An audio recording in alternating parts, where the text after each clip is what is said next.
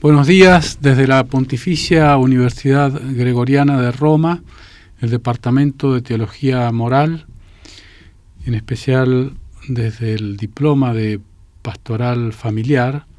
Ofrecemos este cuarto bloque del curso que ofrece el Boston College, que se titula La familia en el dinamismo eclesial del Papa Francisco, diálogo y discernimiento. Este bloque tendrá 3 lecciones. La primera, la Iglesia del Papa Francisco, iniciar procesos históricos.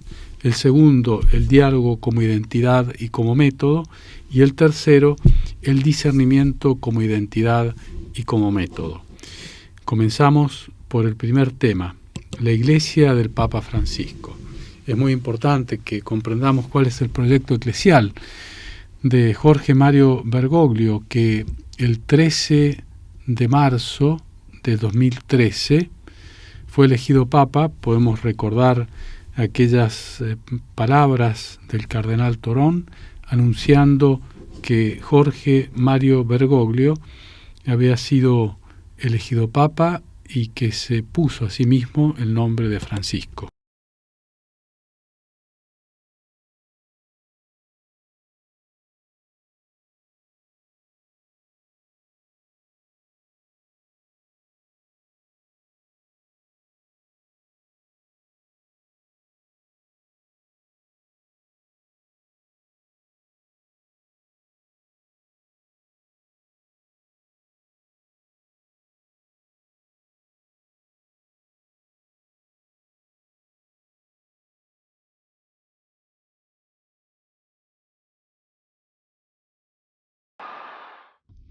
¿Qué significa su escudo?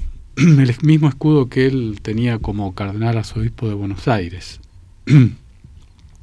Vemos al centro un sol con unas iniciales que nos son seguramente conocidas, que podemos decir traducidas son la IHS, que en realidad traducen las palabras griegas del nombre de Jesús, Jesús.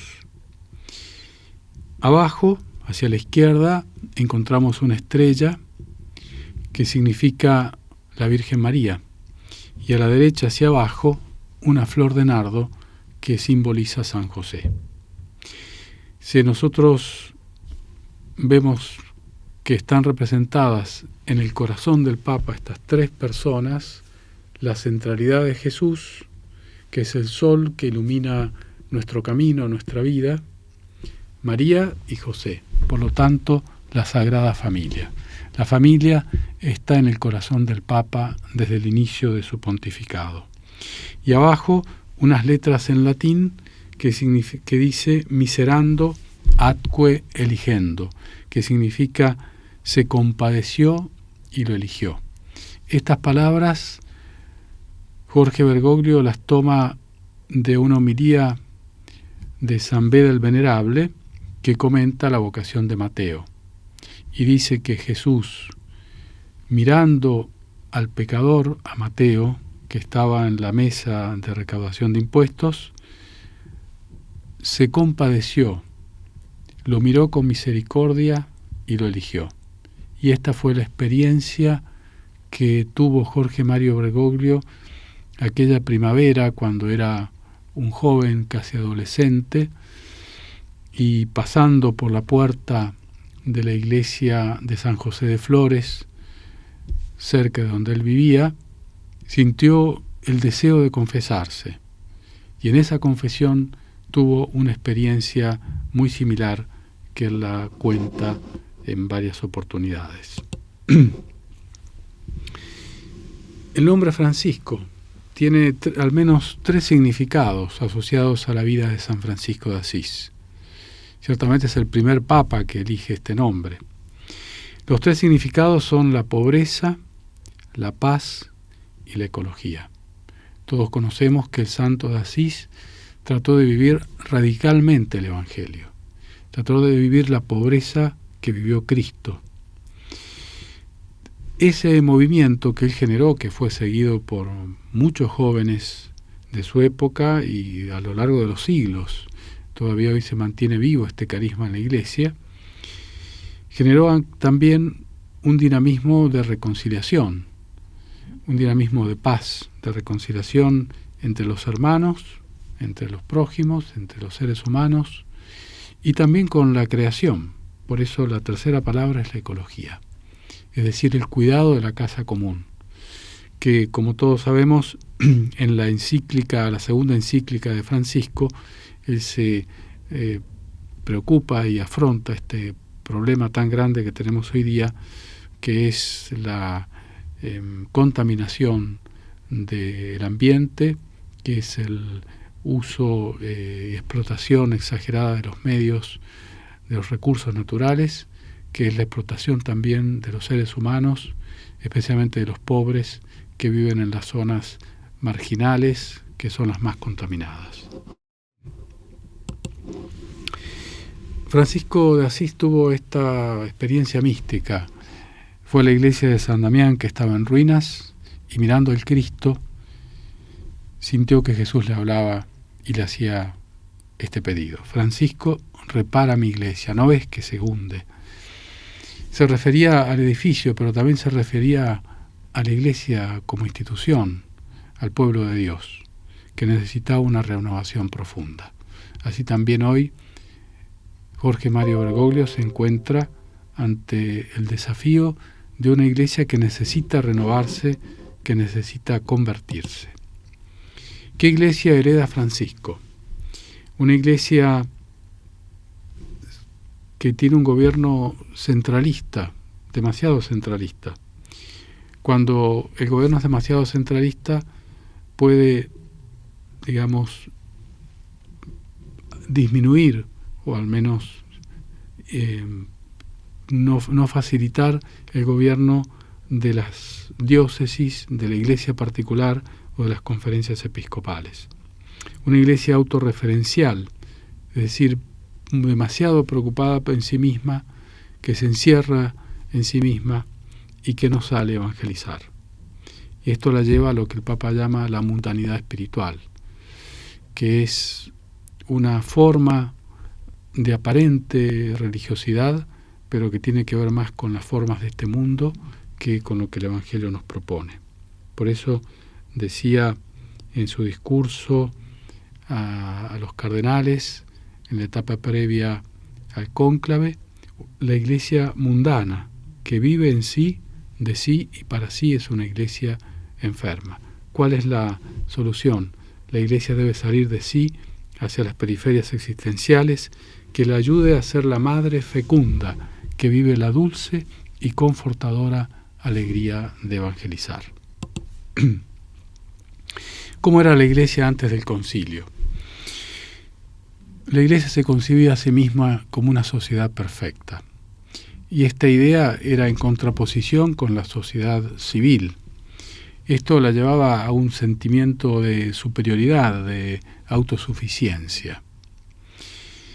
Había una concepción jerárquica, autoritaria, de carácter jurídico, una iglesia más bien atrincherada frente a los cambios que se habían producido a partir de la modernidad, en la cual la iglesia se sentía muchas veces atacada, y esto la llevó a un encerrarse en sí mismo, con un exagerado dogmatismo, un exagerado ritualismo, un clericalismo notable y un autoritarismo que era la consecuencia de todo esto. El concilio trata de superar estos límites que la Iglesia traía como carga en su mochila. Juan XXIII sabemos que convocó el concilio para poner al día la doctrina y la pastoral, es decir, que la Iglesia vuelva a cumplir con su misión de anunciar el Evangelio en este mundo. El cardenal Suenens, que fue uno de los que participó en el concilio, tuvo la idea del esquema que se manejó en el concilio, por una parte la Iglesia hacia adentro y por otra parte la Iglesia hacia afuera. Son dos aspectos de la realidad de la Iglesia que se conectan íntimamente, pero que ayuda también a distinguirla. La Iglesia hacia adentro en el concilio se concibe como el pueblo de Dios peregrino. Es una idea bíblica especialmente presente en el Antiguo Testamento que la teología había recuperado y que el concilio acoge favorablemente, con gran fuerza, para indicar que la Iglesia somos todos, o sea, no solamente los sacerdotes, los obispos, el Papa. La Iglesia la conforman todos los cristianos y por lo tanto hay una responsabilidad que es compartida. Pero además de esta visión, o complementando esta visión histórica de la Iglesia, el pueblo de Dios que camina en medio de los otros pueblos, también se propone la Iglesia como cuerpo de Cristo, que es una imagen paulina que nos hace tener bien presente la realidad mistérica de la Iglesia, es decir, su realidad sobrenatural. La Iglesia como reflejo de la Trinidad también, es decir, donde habita la Trinidad, y esto hace también que la Iglesia sea una comunidad, no como cualquier otra sociedad, sino una Iglesia, una comunidad de fe, de esperanza y caridad, es decir, una comunidad teologal. El otro aspecto de la Iglesia hacia afuera. La Iglesia en el mundo es el sacramento, o como un sacramento de la unidad de los hombres con Dios y la unidad de los hombres entre sí. Este es el principal, podemos decir, objetivo de la Iglesia en su referencia al mundo: buscar la unidad, construir la unidad. Por eso tiene que ponerse necesariamente en diálogo con el mundo. Tiene que tratar de comprender las culturas, la manera de pensar de la gente. En diálogo con todos, incluso con los cristianos separados, con los cuales durante siglos la Iglesia se mantenía distante, incluso con las otras religiones, porque todos tenemos algo en común.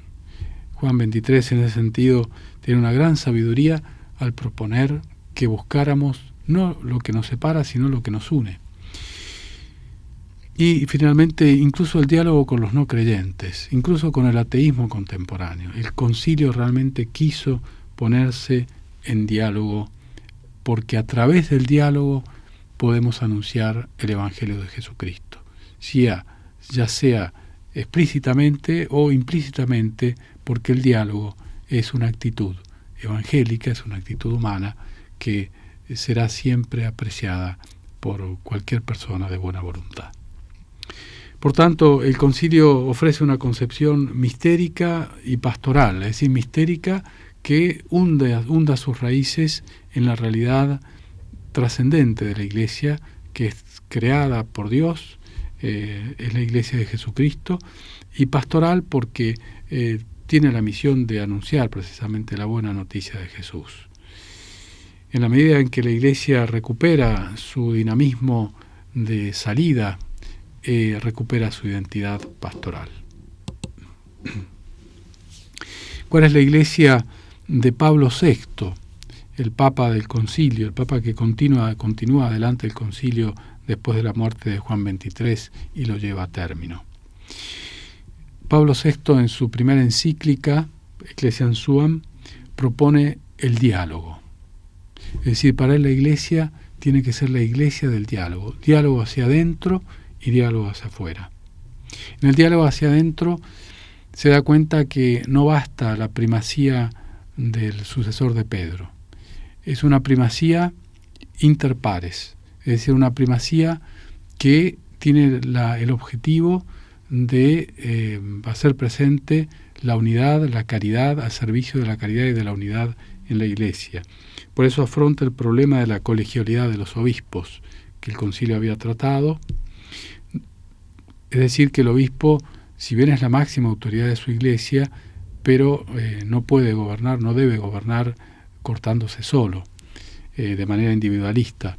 Gobierna a la Iglesia, su propia comunidad, pero en comunión con los otros obispos y especialmente con el sucesor de Pedro. Afronta el rol del laico, es decir, el laico no puede seguir siendo simplemente alguien que recibe o que consume sacramentos o que recibe la palabra de Dios de manera pasiva. El laico comparte el mismo sacerdocio de Cristo con la jerarquía, si bien es el sacerdocio común, pero esto implica una responsabilidad también en la evangelización.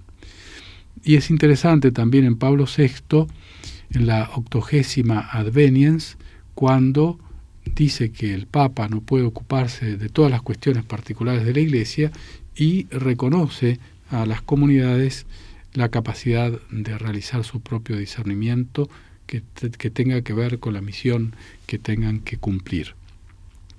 En el diálogo hacia afuera, ante todo los signos de los tiempos, una categoría evangélica que el concilio ha recuperado y que nos hace ver que no podemos quedarnos con esquemas antiguos, viejos. Tenemos que abrirnos a la novedad del espíritu, a la novedad de la historia e interpretarlo a la luz de la palabra de Dios. El desafío del ecumenismo, es decir, de trabajar juntos con otras confesiones cristianas e incluso con los no cristianos. Y la cuestión social, que sabemos que a partir de León XIII el magisterio de la Iglesia ha desarrollado una dimensión social que ha mostrado que todos los problemas sociales del mundo contemporáneo tienen que ver con el anuncio de la buena noticia de Jesús. ¿Cuáles son los principales problemas eclesiológicos entonces que afronta el concilio? En primer lugar, la identidad eclesial. ¿Cuál es la identidad del cristiano en el mundo? Y aquí vamos a ver luego a continuación cómo hay dos maneras de construir la identidad. Es decir, antes del concilio la identidad se construía en confrontación. Esto nos lleva fácilmente a mirar hacia el otro como enemigo. En cambio, el concilio propone una identidad más bien de diálogo, de apertura al otro. El rol de la autoridad. El concilio trata de superar una concepción autoritaria de la jerarquía eclesiástica para una autoridad que se pone al servicio de los carismas, al servicio del pueblo de Dios. Hacer comprensible el mensaje, porque es inútil que insistamos en doctrinas que están expresadas en un lenguaje que hoy día la gente no entiende. Si no se entiende el mensaje, no se lo puede poner en práctica. Tenemos que responder a los nuevos desafíos del mundo contemporáneo. Es lo que se propuso el concilio. Pero el posconcilio tenemos que reconocer que fue muy complejo, muy, digamos, un poco traumatizado. Los cambios que proponía el concilio eran bastante grandes y eso hizo que mucha gente se desorientara. Algunos incluso no aceptaron el concilio, muchos otros lo interpretaron de una manera demasiado extrema, y eso hizo que especialmente el pontificado ya de Pablo VI y luego de Juan Pablo II tuvieran que volver a encauzar de alguna manera el curso de la Iglesia, especialmente de grupos o de tendencias más extremas. Esto hizo que se volviera una preocupación excesiva por la ortodoxia, que esto obstaculizó el progreso dogmático y moral de la Iglesia. También se vuelve una preocupación excesiva por la liturgia, con incluso vueltas a formas preconciliares. Sabemos que la liturgia es muy importante en la Iglesia, si bien no es lo único en la Iglesia, pero aquel antiguo axioma que nos dice que el modo como se ora es el modo como se cree, ¿no? Por lo tanto, es importante una liturgia que responda a una eclesiología renovada. Lo que nosotros celebramos y en el modo de celebrarlo tiene que ver con la idea de Iglesia que tenemos en nuestro corazón o en nuestra mente. Por eso la primera reforma del concilio fue la reforma litúrgica, que ya expresaba la nueva concepción de Iglesia que el concilio estaba teniendo. El problema de la centralización del gobierno de la Iglesia y, por consiguiente, el aislamiento de la sociedad y la cultura laica. Por lo tanto, ¿con qué Iglesia sueña Francisco? En su exposición a los cardenales en las congregaciones previas al cónclave, expresa su preocupación por esa Iglesia que él considera que se ha quedado cerrada en sí misma, preocupada en su propia problemática, y propone para la Iglesia la salida, una salida valiente hacia las periferias, no solo las geográficas, sino también las existenciales. Superar la autorreferencialidad de la Iglesia, una Iglesia que recupere su vocación de anunciar el Evangelio y supere su mundanidad espiritual. Una Iglesia que se funda sobre la palabra de Dios, pero que también es capaz de salir hacia las periferias existenciales y geográficas. Una Iglesia que recupera su vocación de madre fecunda. Su primera exhortación apostólica, Evangelii Gaudium, recoge dos documentos de Pablo VI que son memorables. El primero es el Evangelii Nunciandi, que es la exhortación apostólica post-sinodal, donde Pablo VI afronta el problema de la evangelización en el mundo contemporáneo. Y la segunda, del mismo año, del 1975, es la Gaudete in Domino, donde trata de la identidad del cristiano que se debe caracterizar precisamente por la alegría. De ahí Francisco toma estas dos ideas, evangelización y alegría. Es decir, nuestro testimonio al mundo debe ser un testimonio de alegría, de gozo, de haber encontrado a Jesús. Se trata de la experiencia del perdón, de la ternura y de la misericordia de Dios que llena el corazón de alegría y de paz. ¿Con qué Iglesia sueña Francisco? Una Iglesia con sabor a evangelio, una Iglesia que sea discípula y misionera, como había indicado ya el documento de Aparecida.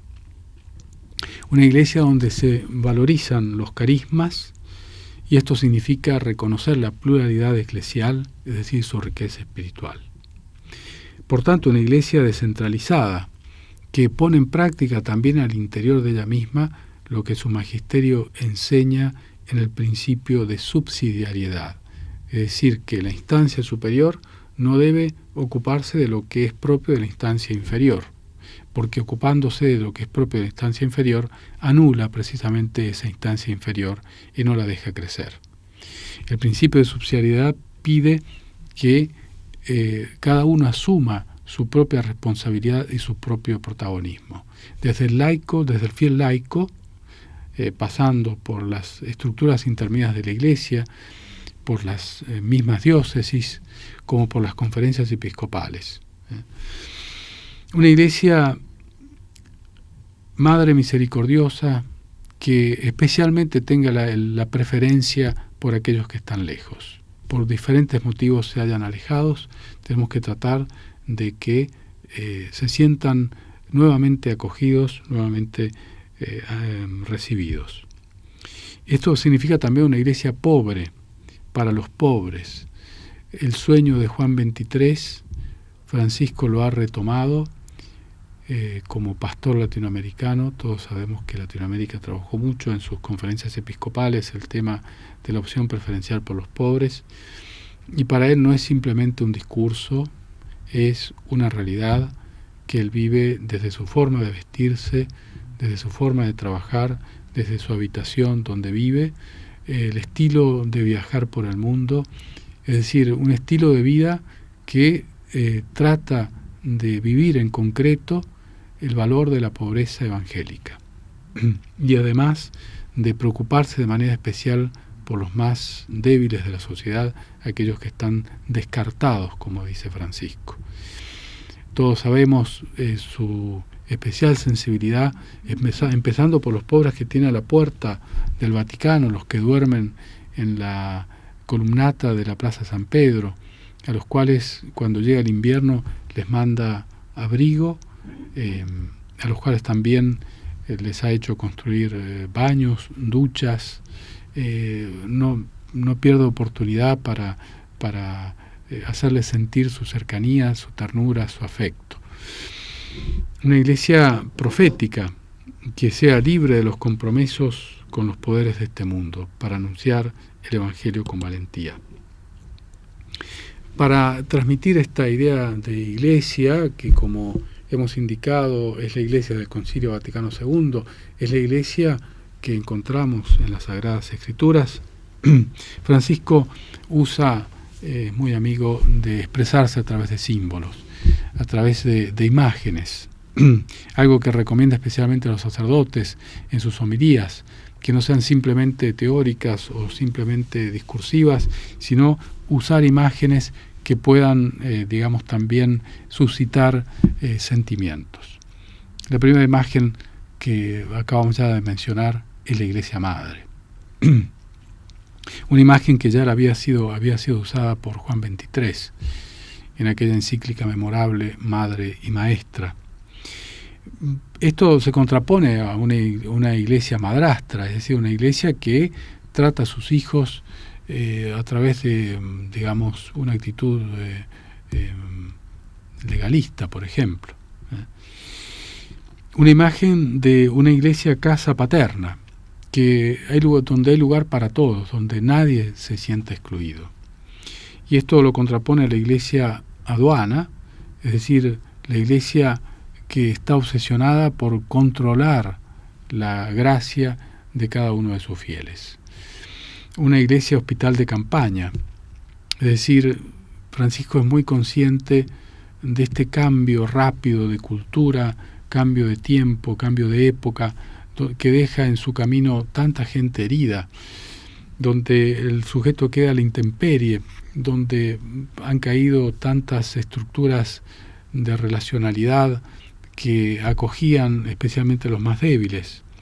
Y esto podríamos contraponerlo con la iglesia sala de tortura, que sabemos que Francisco lo usa esta imagen para hablar a los sacerdotes, especialmente a aquellos que administran el sacramento de la reconciliación, para que no lo usen para torturar a los fieles, sino para ayudarlos, para hacerles experimentar precisamente la misericordia de Dios. El dinamismo eclesial que propone Francisco es el de acompañar, discernir e integrar. Brevemente lo presentamos y luego lo retomaremos en las próximas 2 lecciones. Se trata de acompañar procesos. El Concilio Vaticano II inició un proceso de renovación de la Iglesia, de reforma de la Iglesia, de conversión de la Iglesia, que Francisco quiere continuar y llevarlo a cabo. Esto se basa en uno de los principios hermenéuticos que propone Francisco reinterpretando la doctrina social de la Iglesia, que es: el tiempo es superior al espacio, contra la obsesión de poder que obstaculiza la evangelización tratando de ocupar espacios precisamente. Discernir. ¿Qué es lo que tenemos que discernir? Empezar por discernir internamente nuestro corazón, discernir internamente la Iglesia, las actitudes que están presentes en ella. Por eso nos confronta con la asedia egoísta. La asedia es la pérdida del entusiasmo por las cosas de Dios, la pérdida del entusiasmo por evangelizar. Cuando un pastor o un fiel pierde este entusiasmo, entonces se dedica o a contar dinero o se dedica a cuestiones formales que distraen del objetivo principal de la evangelización. Esto está unido al pesimismo estéril que ya Juan XXIII había indicado en su discurso inaugural del concilio, aquellos que ven solamente lo negativo. Y de esta manera se pierden el apreciar el obrar de Dios en la historia.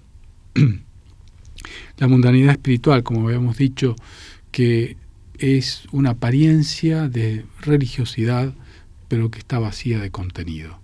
Cuando los cristianos o sacerdotes están más preocupados de la exterioridad, incluso en el culto, pero cuando todo eso queda simplemente, a nivel exterior, sin un contenido que es lo que tiene el objetivo de toda forma exterior, transmitir un contenido de espiritualidad, un contenido de mística, de unión con Dios. Los gnosticismos, es decir, una idea demasiado ideologizada de la fe, demasiado teórica, que no se traduce en una vivencia concreta, en una conversión. La guerra, el neopelagianismo autorreferencial, que es el voluntarismo presente muchas veces en la Iglesia, en las comunidades, en los cristianos, que nos lleva a un legalismo también, a una concepción más jurídica de la vida eclesial. La guerra entre nosotros, es decir, estas ideologías nos separan y hace que vivamos desconfiando unos de otros y peleándonos por unas ideas que no son en definitiva el Evangelio. Y la propuesta es la alegría del Evangelio. Finalmente, integrar nuevamente la casa paterna donde hay lugar para todos. Nadie se debe sentir excluido. Nadie. Esto nos tiene que hacer pensar mucho. La importancia de la pluralidad en la Iglesia, las diferentes formas de pensar, de vivir el Evangelio. Por eso el Papa propone, en lugar de la esfera, la imagen del poliedro, que tiene tantas facetas. Así la verdad es sinfónica. La verdad está presente de tantos modos en las diversas culturas, mentalidades y modos de vivir el Evangelio, como ya las distintas tradiciones de la Iglesia antigua lo demuestran. Y finalmente la Iglesia adextra, es decir, la Iglesia en salida. Y aquí retomo el otro gran principio que Francisco propone, Evangelii Gaudium. La realidad es superior a la idea. Es decir, a veces es más cómodo quedarnos con nuestras ideas, a veces heredadas de la tradición, pero que ya no responden a la realidad del mundo, a la realidad de la Iglesia. Por eso la primera propuesta del Papa, que tiene que ver con esto, es la descentralización. O sea, que los episcopados retomen su responsabilidad. Aquello que les corresponde, por ejemplo, al obispo como pastor, o a las conferencias episcopales, en cuanto expresión de la comunidad eclesial de áreas geográficas que tienen algo en común y que por lo tanto pueden ayudarse a pensar juntos una pastoral compartida. La evangelización es tarea de todos, por eso hay que superar ese esquema piramidal. La Iglesia es la jerarquía de servicio, la responsabilidad de la evangelización es compartida. La importancia del diálogo como veremos a continuación, un magisterio en actitud de escucha ad intra, es decir, al interno de la Iglesia y hacia afuera, y el servicio, especialmente esa salida hacia las periferias existenciales y geográficas, donde la opción preferencial por los pobres es un criterio hermenéutico que nos acerca hacia todos aquellos más débiles de las que la sociedad descarta. Gracias y hasta la próxima.